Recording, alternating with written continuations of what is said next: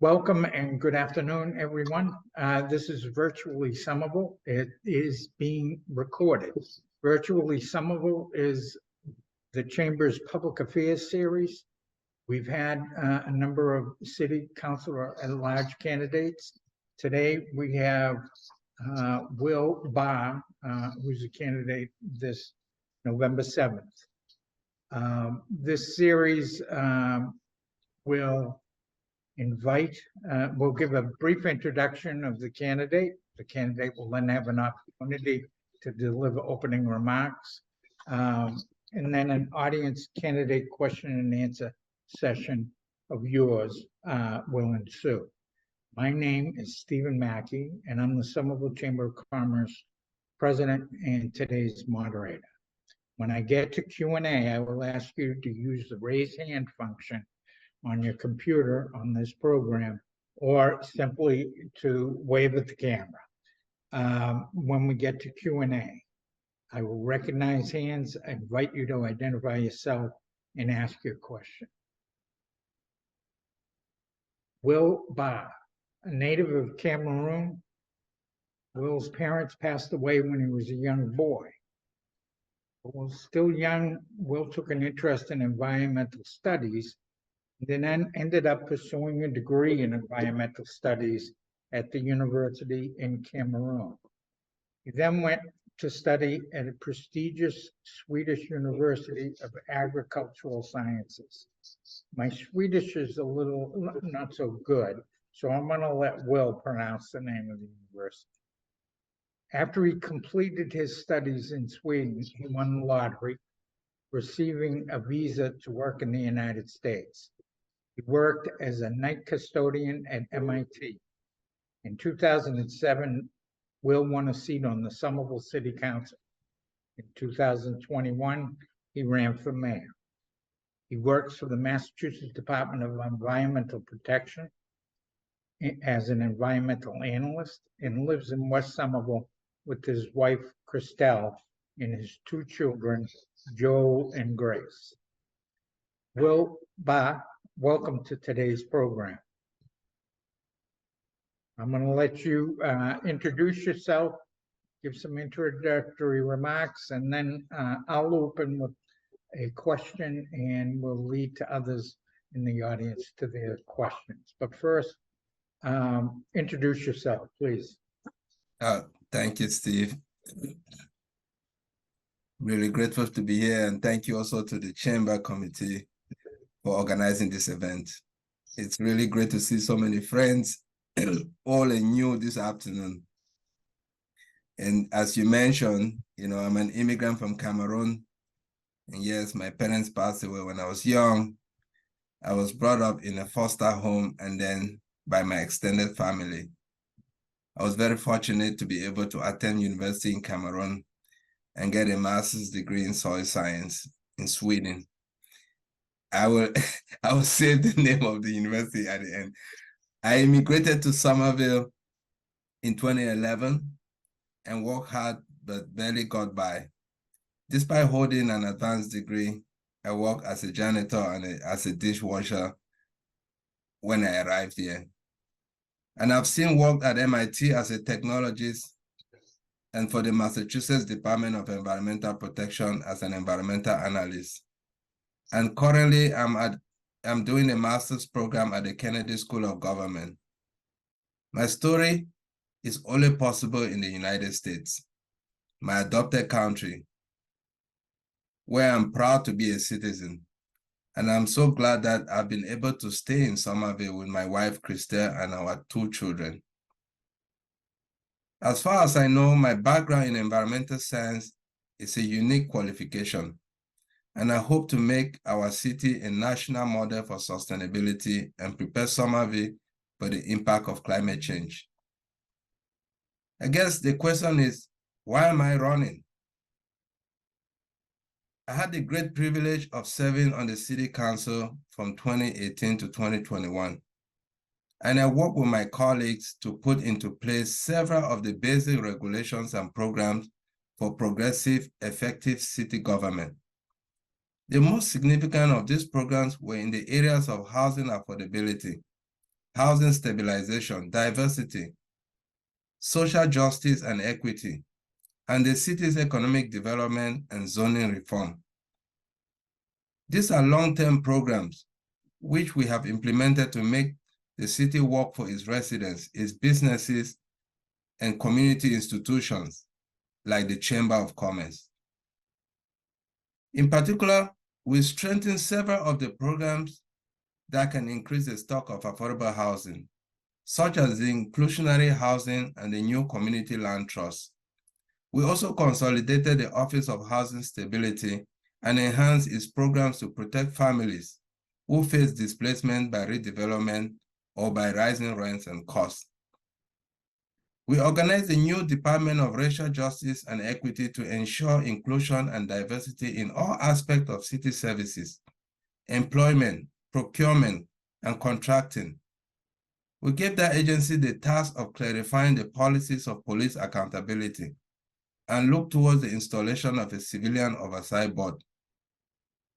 We also initiated a study and discussion of ways to improve emergency response with better methods of mental health and social services in addition to policing and violence prevention. In zoning and planning, we ended the need for most variances and special permits for small residential projects. We standardized the procedure for zoning reviews and citizen engagement in large-scale projects. And we added requirements for environmental sustainability, energy efficiency, and carbon-free buildings. COVID disrupted the forward progress of this work and delayed some of its accomplishments. But the COVID crisis also challenged the people of Somerville to rally when their neighbors needed help. We proved that we can be creative and effective working together. Now that the pandemic recovery is behind us or winding down, we have the opportunity to carry forward all these initiatives that we started before.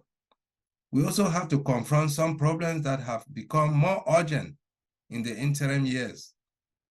I'm hoping to bring my experience back to the City Council. And let me mention 3 of the new challenges I've discovered. First, it appears that the number of unhoused people on our city street has been rising, and our emergency services are responding to more crises of mental health, drug use, and violence among this vulnerable population. 3 neighborhoods in particular are being disrupted by concentration of unhoused people: Davis Square, Union Square, and East Broadway. The program of housing stabilization and homelessness services focus on avoiding displacement and providing emergency shelter and transition housing. With this growing population, the housing need is coupled with the need for mental health, substance abuse, and alcohol abuse services. It also requires attention to the protection of the neighborhoods that have to cope with the sanitary and disruptive conditions. A second growing problem is the need to accelerate our capital improvement and plans and budgets, in particular to ensure the reconstruction of our old schools and repair our city buildings, parks, and recreation facilities. We're making progress with this big-scale sewer system improvement, but we'll need to also finish replacing the lead pipes that connect to our old homes. Assembling enough capital for these jobs will require careful capital planning and budgeting. Third, for the long term, the City Council will have to better monitor our regional economy and the trends of challenge in the productive sectors. There are recent signs of slowdown in the key sectors like biotech, back office, and e-commerce. These sectors support wages and revenue and investment in our city. So we need to be able to do more, like prudent in our vision of the future. We'll have to watch carefully for opportunities to generate new sources of revenue. So all I'm saying in summary, my goal, are to help finish the work that we began before COVID and help to address the new challenges with optimism, but also with realism and prudence. I'll be honored to have your support with my campaign, and I hope to count on your vote. I appreciate your time, as always, and I look forward to a productive conversation. Thank you, Steve, and God bless you guys.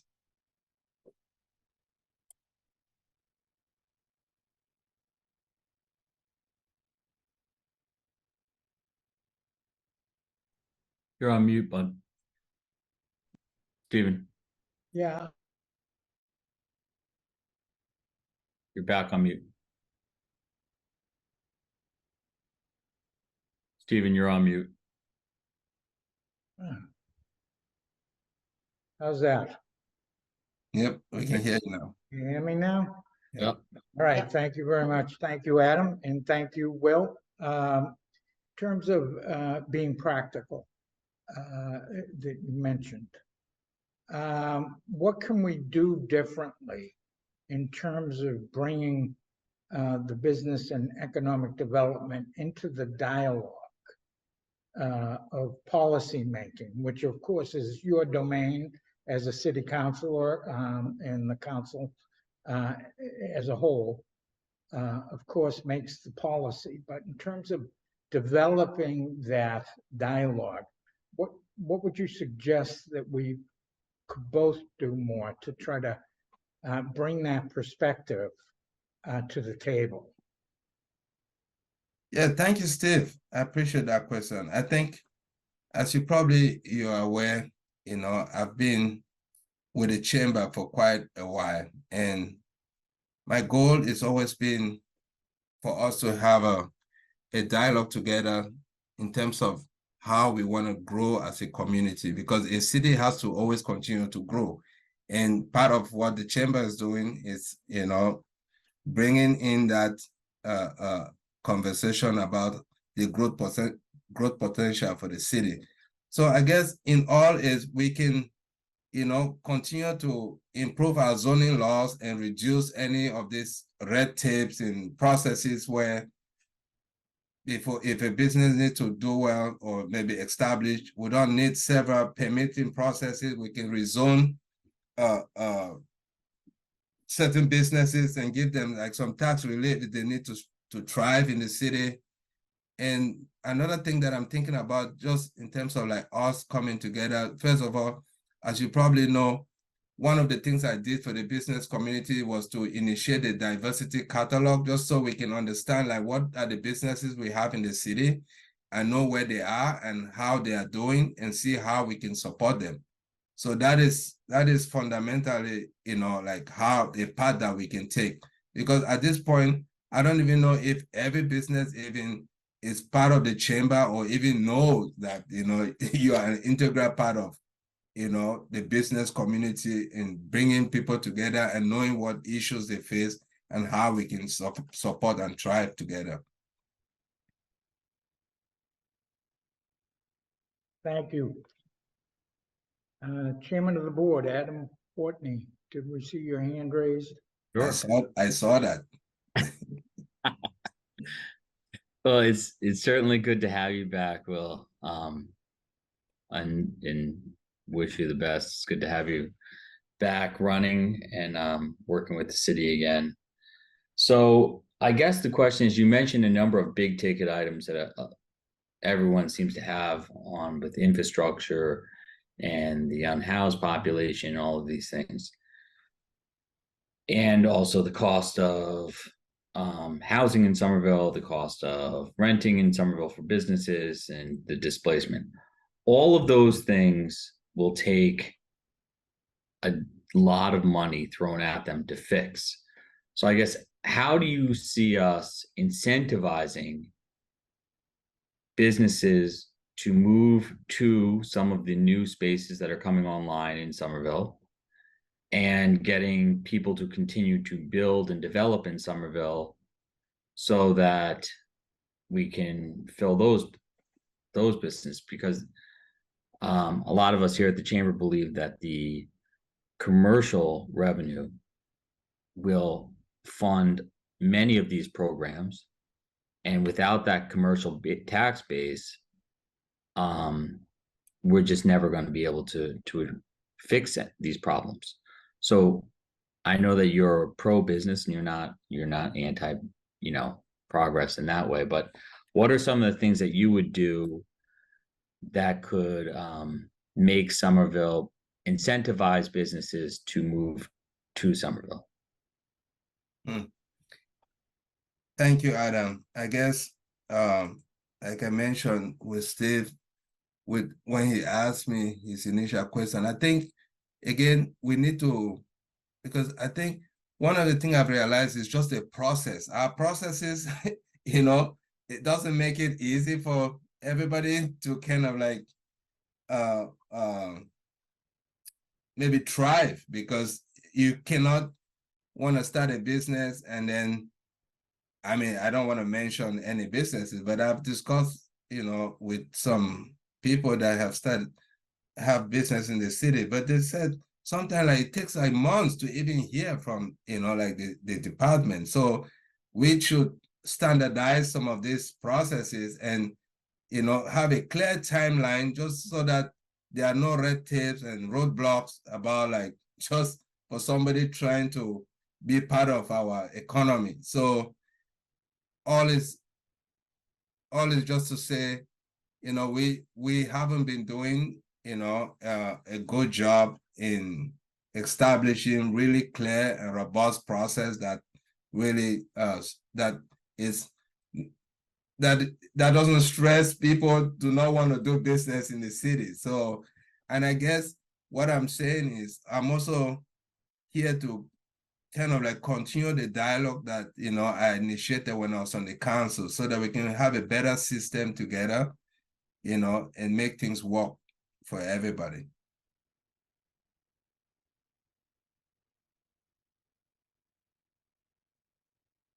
If I might, you know, the recurring theme of how we pay for things and how, you know, it's not that it's speaking in favor of progress. It's speaking in favor of a more diverse and just community. It's speaking in favor of being able to answer the needs of that community. But there's a chronic problem of being able to pay for things. Yeah. Just a couple of fundamentals. Yes. So I mean, if I may, the main source of income for the city is the tax base. A residential payer pays almost a commercial payer pays almost twice as much as a residential payer. They're taxed at a higher rate.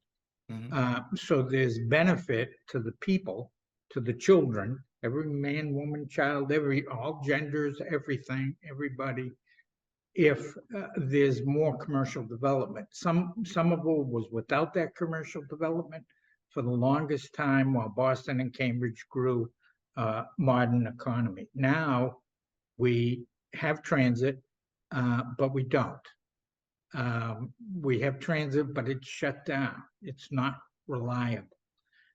We have so we have to look. We didn't think we were going to be here looking for more reliable transit at this point. We have the roads, but so many of them are under construction or poor repair. So taking an immediate exaction, having the city do link fees and special assessments and so forth up front tends to discourage the developers and investors from making a 30-year investment in the city, because the hurdle in the beginning is becoming more and more daunting, more difficult to overcome. How can you help us have more of a discussion with the community and the council about this? Thank you, Steve. 1 second. As you can tell, I don't know if you hear me okay. Yeah, no, again, part of this is, I'm glad you mentioned the various sources of funding, especially the main one is the commercial contribution, because we have property tax and a few other local taxes. We have fees for permits and city services like parking, trash collection, and all whatnot. And then we also have states and federal grants. But like you mentioned, the bulk part is the commercial development. You know, forgetting about like, us trying to, have like municipal borrowing capacity, as we have like high bond rating.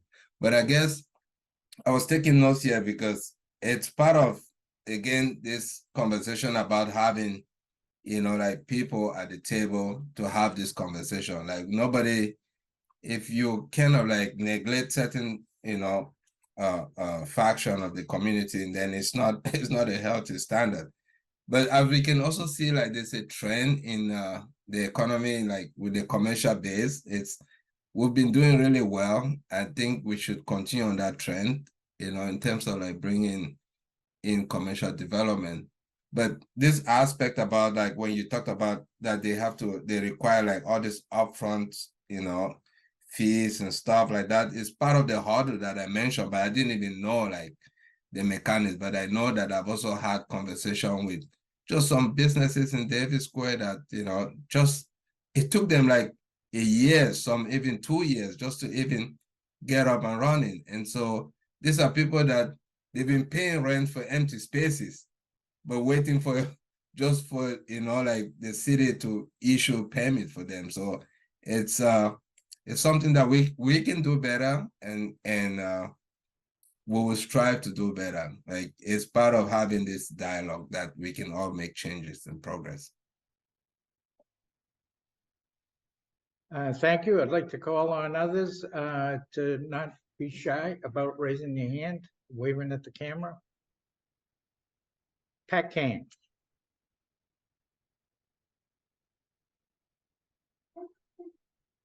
Pat, you're muted. No, I had to find the button. I have too many computers in front of me. Thanks for coming, Will. You've been on the council before, so you kind of know your way around the horseshoe a little bit. What do you think the 2 or 3 big challenges for the next council are going to be? Thank you, Pat. It's I mentioned like when I was having my my intro, like one of the things I've seen, it's just the unhoused that is growing, in our city, because as sometimes you have priorities, but they all can change. I am not like the kind of person, I'm always like a very pragmatic person. I have like a bucket list of issues, and I cannot pass in Davis Square, like just to even go there and you see all these things happening. I think it's even in East Somerville is the same, that we need to, like make sure that we take this seriously and try to address that. And then also I mentioned another challenge is just the building. We need to, when I ran for mayor, I talk about, some of these issues, like how do we look at our buildings, look at the integrity of these buildings and stuff like that. And so it was just embarrassing just to hear that, like a concrete almost like collapse at Winter Hill School that forced like emergency closure and stuff like that. So those are like real issues in real time that we are facing, that we need to keep behind any other, like stuff, and try to see how we can prioritize some of the issues that are facing us right now. And we also like Steve mentioned, I mean, we gotta keep like monitoring our trends, to see how we can keep bringing in like commercial development, so we can offset people with their tax burden. The same stuff I mentioned, Pat, that's I just have to recycle it back to you. Okay. Thank you. Thanks. Of course. Thank you, Pat. Well, you mentioned Davis Square. Over the weekend, Davis Now sent out an email saying that after 8 years, it was shutting down davisnow.org. Davis Now has been an community advocacy group. It's had residents and businesses on it. There was an organization prior to that that existed for a number of years, and it dissolved. The reason this one is shutting down, they seem to express frustration about the lack of response by city government to various issues that they feel have plagued Davis Square for some time. Are you familiar with what happened in the last few days? And No, the fact that not. they were looking, they're shutting down. They said they actually are pulling down their website this week. And they had published, I'm sure you know, they had published documents about ideas that they had for Davis Square in terms of maintenance, ideas they had in terms of economic development and infrastructure improvements. And they basically seem to be shutting down with the message that Wow. it's not worth it. Wow. It's I mean, like, this is news to me.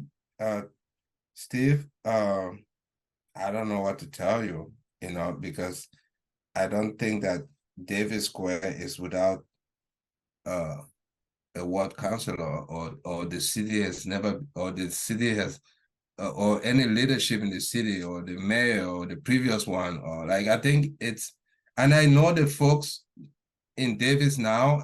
I've completed some questionnaires with them. They've done presentation, to me when I was on the city council, but I'm sad to hear that. I don't know, I don't know what else to say in terms of, do you know the issue, what are, I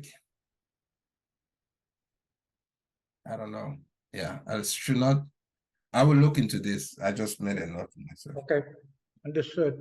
Thank you. Thank you. Let me try to expand the input here. Is there anybody else that would like to bring a question or a comment? Yeah, and I would love anybody can elaborate on that, Davis, now, just what we can do. It's sad to see, this is one of the most active city. So to just see people that have cared so much and saying that nothing is happening, it's just, I don't know. So let's hear from Ed McDonald. Yeah, hi Will, how are you? It's about My name is Ed McDonald. I'm a Senior Director of Development at Biomed Realty and a recent member of the board here.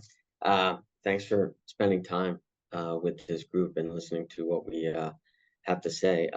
Your background's really impressive as an immigrant and having studied in, the environment. I mean, it's a very compelling story, very, very interesting. So congratulations on all of that and coming to America and making a home and a life here. It's wonderful. I wanted to just simply, I don't want to kind of, throw pain onto pain, but from the commercial development world, I thought it might be helpful for you to hear just a couple of the pain points that we've had in going through our entitlements process with the city for our 1.5 million square foot Assembly Innovation Park project. I think along the lines of what others have mentioned here, kind of responsiveness, once you get to the right people, responsiveness seems to happen. The trouble that we're seeing is twofold. One is kind of the various agendas, for instance, inside of the planning department with respect to the individuals who are kind of heading up those respective departments. The intercommunication seems to be in between those departments and between ISD really doesn't seem to be as strong as it should be. It almost feels as though there really needs to be someone who's really taking the reins and making sure that there's a level of kind of consistency, certainty with respect to what developers and commercial developers could expect in terms of responses. I think that's one thing that needs to be focused upon. And I've mentioned this to Sarah Lewis as well. She seems to be somebody who is trying to grapple with that as well, but needs some assistance. And ever since George kind of departed, I think it's really been been a hole that needs to be filled. The other part of it is, you know, Somerville, I know, is so anxious to kind of to grow, and the commercial tax base, as Stephen had said, is critical to that growth. What Stephen and I and others have talked about is making sure that the city doesn't kind of like kill its golden goose, you know, or drive commercial development away by implementing too many aggressive policies too quickly or all concurrently. What I've seen over the last year that they've implemented that's been very, it's really putting tremendous burdens on developers these days is a couple of things. One is the new zoning code, of course, that they've enacted. I think the other is the stretch code, the new stretch code, energy code. There is a 100% electrification opt-in, and they have, you know, from an purely environmental standpoint, it's a great thing to do. I'm not against these things. I think the point I'm trying to make is that they're being, they're coming one right after the next, and so they also kind of voted recently to increase the linkage, housing linkage, and I'm all about housing. I think that makes a lot of sense. Obviously, you know, I think throughout the city. But I think just I wanted to kind of impart my perspective from the commercial development world, where we're seeing so many of these hurdles put before us so quickly, and it really wouldn't be such an issue if they weren't kind of very impactful in terms of the cost of development and developing a project. We, for instance, real quickly, and I don't want to go on too long here, but the 100% electrification is the right thing to do. I think for us, we have a million square feet that we are getting ready to go through the entitlements process with the city. During our design process, we actually had to redesign the mechanical systems, the MEP systems, and the actual soft cost to do it was not insignificant, but what was more important was kind of the ultimate cost of actually having to go 100% electric. You know, it added $8 million to the project. I think it's the right thing to do, but I think just that combined with kind of the increase in linkage and other things, I think they just need to be balanced a little bit more, you know, over time. And that's all I would suggest is that, you know, I think there needs to be some prudence there. You know, the stretch energy code opt-in for electrification, that was something that really, I think, it really wasn't discussed in depth by the city at all, and they actually voted to implement it. And then, you know, retroactively, they came back out and they conducted outreach to commercial developers, you know, to get their sense on what that meant. It seemed as though it was a little bit backwards. So these are just some of the things I think that we struggle with the city, and are hopeful that if you're elected, that you'd be able to assist us with. Thank you, Ed. Mhm. Thank you. This is I appreciate, you know, like all the insight. I think it's good to have, sometimes when you have people, if you don't have standardized policies, you leave it up to people to make discretion. It's even worse, you know. So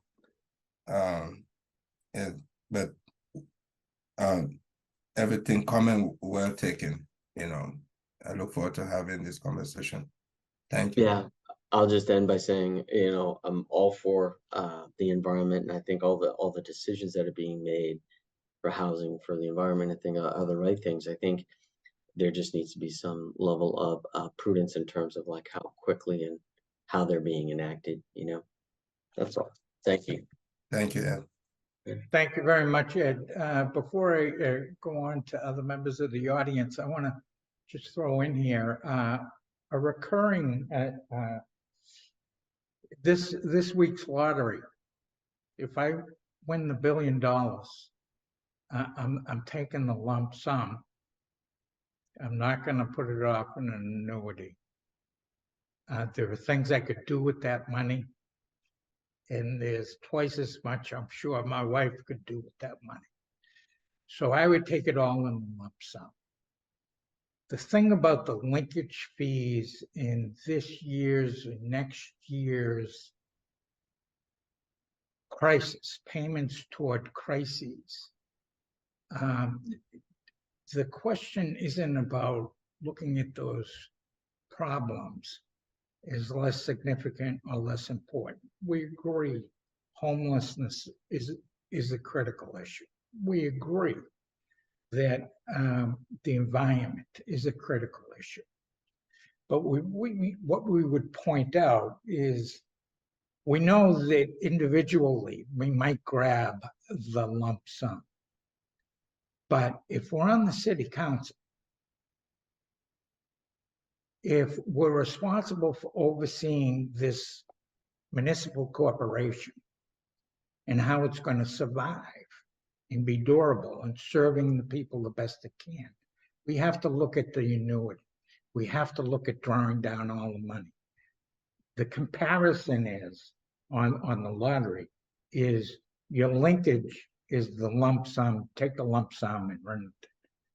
Your taxes from the commercial tax base, the 1 million+ square feet that Ed is talking about. If you're going to get that, then you're taking the annuity. In the long run, you get much more money, more than even the lottery analogy. You get more money through the taxes on that 1 million square feet. And you develop a stronger local economy, more like Boston and Cambridge, where you can sustain your progressive initiatives over time.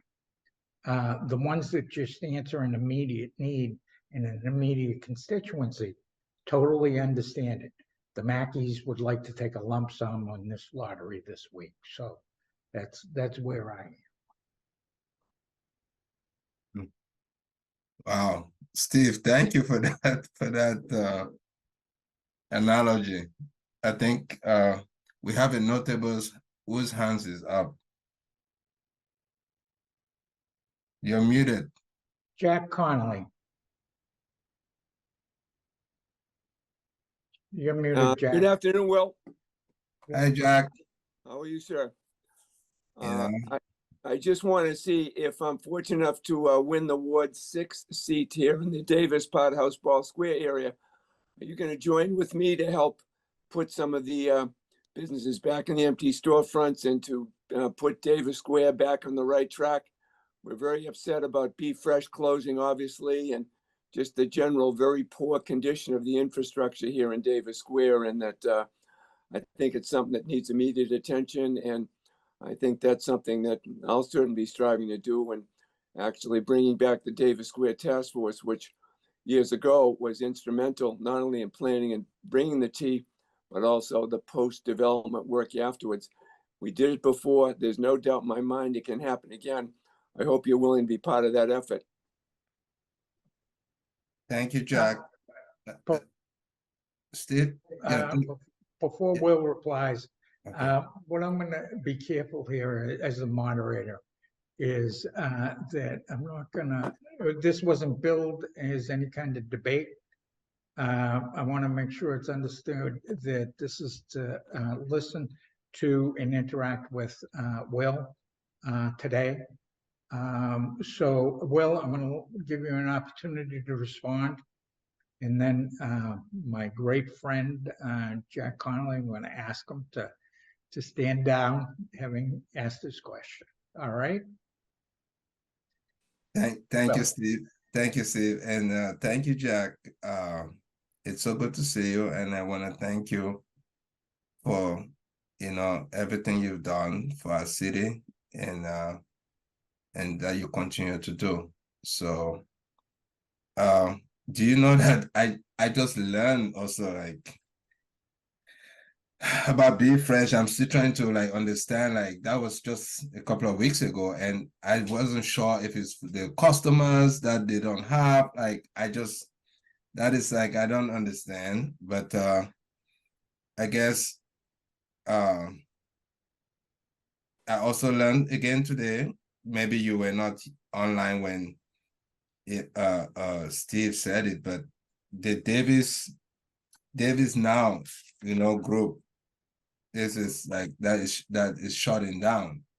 And so you were not here, but I would want to hear your thoughts about, like what this is like, how a group like that can be shutting down with Jack, in Davis Square. But the short answer to your question is that yes, I will support, whoever is going to be representing Davis Square to bring Davis Square to where it needs to be. Well, Jack Conley, the citizen, is happy to respond because the Davis Now group, which has been active for almost 8 years, was a bunch of us from around Davis Square area who were concerned about the lack of infrastructure repairs. And what the davisnow.org website did was to chronicle in picture form the number of problems that the square had: loose bricks, crumbling sidewalks, electrical panels not working, tree wells coming apart. A lot of that stuff was chronicled there. And for 8 years, been knocking on the door of various people and departments in City Hall. Sadly, the cost of maintaining the website, which was born individually, has now gotten excessive. And a lot of people expressed personally to me that they're tired of bumping their heads against the wall and not getting responses. So Davis Now, yes, I'm well aware of it. I've been active with the steering committee with that group, and as a result, a lot of disappointment about it shutting down. But there may be some people who might be willing to bring that back in some shape or form. I think that'll be discussed over the next month or two. As a citizen, I certainly will be. I live on the edge of Davis Square, been here since 1975 and a resident my whole life. I'm concerned, I care. We want to get Davis Square back to what it once was, the grand dame of squares in the city. We need to bring it back that way. And a lot of us as neighbors and citizens and representative of the business community and their staff are willing to do so. So I'm very pleased to hear that you're willing to have open ears. Thank you, Jack. Thank you.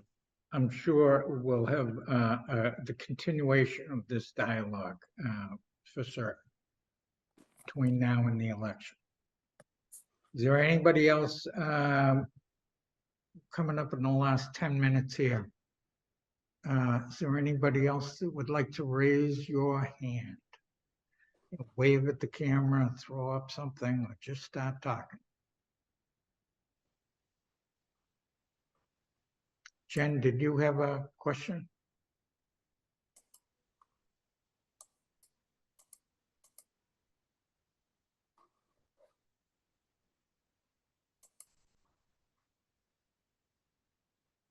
Chairman Adam Portney. Well, I just want to go back to Stephen's initial comment. I think one thing we've done over the years is we've had a great, relationship with the mayor's office and City Hall, and we meet with them and go over what we think and what we're seeing out in the city. And I think over the past number of years, certainly during your time, but I can't speak for everyone on this call, but I think most people would say not because of you during that time, we have lost some of that relationship. And I think that it would be great if you were to win. Would you be open to reopening that conversation and dialogue between the chamber and the city council so that these items are not taken by, we're not taken by surprise, the business community is not taken by surprise. And in fact, I think it would help to create better laws going forward if they were to hear what we're hearing on our end. Thank you, Adam. That's the short answer is yes. And a brief elaborate one is that this is something that I have always been pushing for. I have organized a few meetings, with Steve Mackey present and like a few chamber members invited some councilors in different wards just to have this dialogue, because like I said, the chamber, you all are people I know. It's not, and you all care about this community. You live here, Adam. So there's no way, if people have different impression about you, not me, because I know you and I know the people that are interacting in the city. So yes, I would like to continue. I would like to initiate that.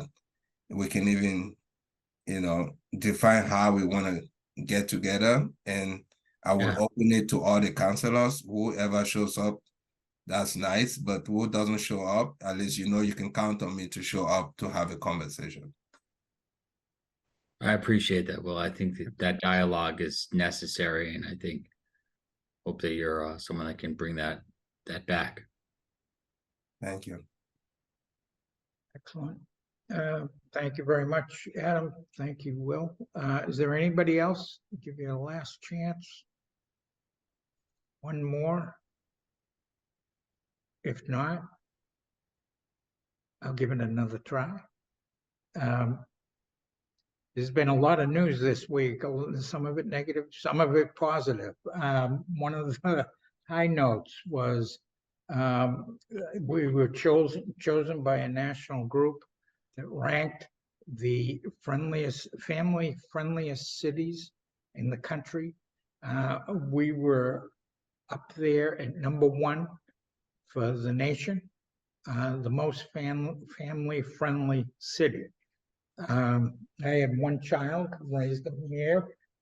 Will, you have two, you and Christelle, and I thought I wondered with that distinction this week, I was wondering how different families might be doing, different young families, you're one of them. So I wanted to ask how you and your wife and your boy and girl feel about growing up and having a family in West Somerville. Thank you, Steve. I think it's a beautiful place. We love it, but it could be better, So I guess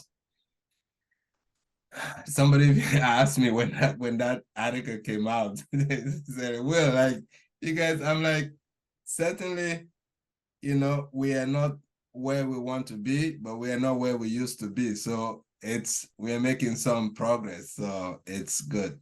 It feels good to know that, and it feels good to also know that, you can, despite the challenges and opportunities, we can continue to, we are moving in the right direction.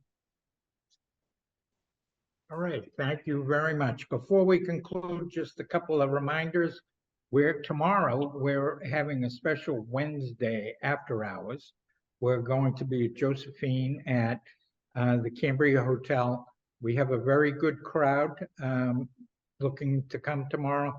We hope all of you will be there. You can find it online. You should have gotten an email today to remind you.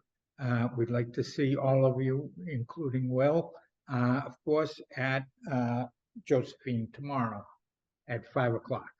Also, next week on Tuesday at noon, we'll have our 4th meeting with the candidate for city councilor, and that will be with Willie Burnley. As always, any suggestions or input you'd like to give to the chamber offline, we're always welcome that. You can do it by email, by phone, catching us on the street corner. All right, so I thank you all very much for showing up. You can look forward to this recording on the chamber website, and we'll let you know, we'll let everybody know the end of next week how to do that. All right. Thank you so much. Thank you all. Good to see Thank you. you, Will. Thank you. Bye-bye. Bye.